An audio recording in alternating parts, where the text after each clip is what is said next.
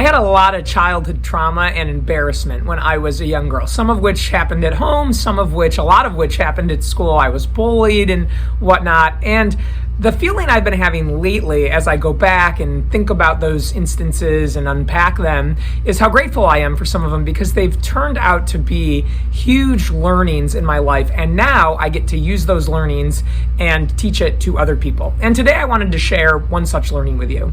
When I was in 6th grade, probably it was the 2nd or 3rd menstrual cycle that I had, I did not have any idea how to manage my period yet, no clue of when it was coming and how to feel for something a little funny and to go get a pad and take care of it.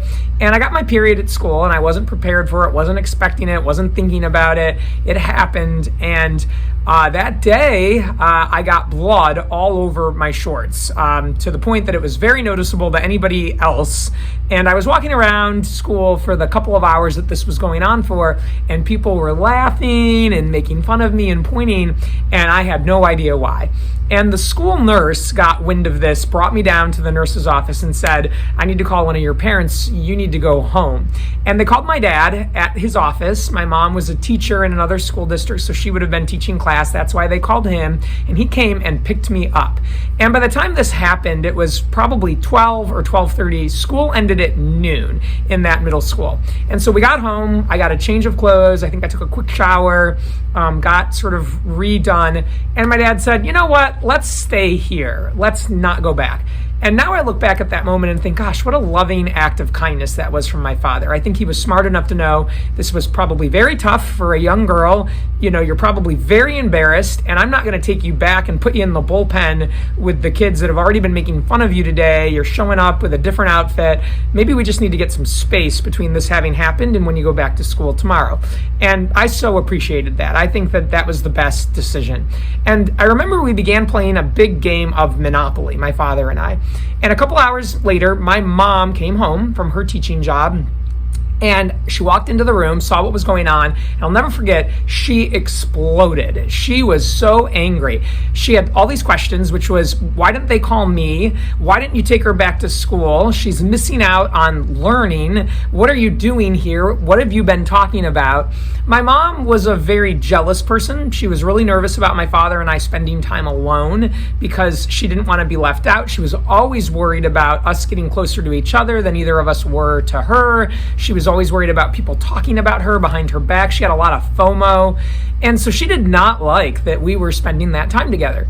And she also didn't trust or respect my dad's decisions. It was always like, I need to be part of the decision making. And so she was yelling at him for having come and gotten me, made the decision to spend time with me and not take me back to school. And as this was all going on, I left the room because there was really no purpose for me. I remember going upstairs to my room and being alone by myself.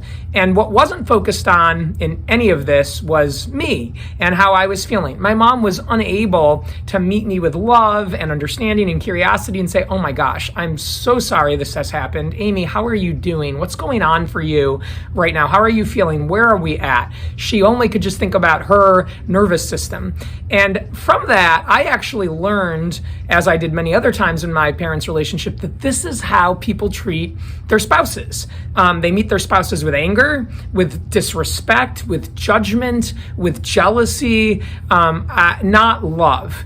And what I've learned since then is that this does not work. My parents had a terrible marriage. They have since gotten divorced, had a very bad divorce, won't talk to each other now, and their lives have kind of shrunk because of these kinds of behaviors. And I followed suit and practiced some of these behaviors in my first several relationships until I learned better. About 10 years ago, I began my own process and realized there is another way. And so here's what I know. What I know is that choosing anger, choosing jealousy, choosing anxiety and fear, like my mom had, fear of being left out, fear of us making the wrong decision, fear of her partner not making the best choice, that doesn't work. What does work is choosing love and getting really curious about things going on and asking other people, hey, tell me what this experience was like for you. What's kind of going on for you? Tell me about your emotions. What's your perception? Okay, here's what mine is. And I've learned also that we are very likely to carry out what our parents modeled for us, but we don't have to. Many of us take our past and those beliefs and those values and how situations were handled, and we implement them in our own marriages and in our own relationships with our own children. But here's the deal. You get a choice in how you behave as an adult. What happened to you does not define you. There's no doubt it influences you, but it doesn't define you unless you let it. So if you grew up in a home where anger and resentment and judgment and fear and anxiety and worry and jealousy were chosen over love, understanding, and curiosity, I'm sorry, that's tough.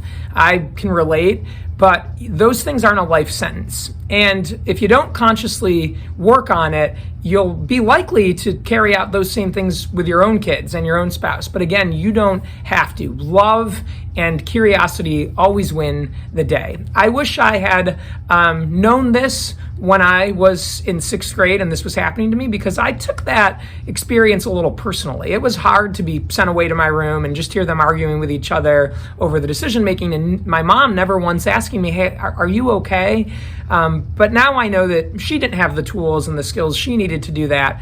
And I have since realized that I can implement those and develop those even if I didn't get taught them as a child.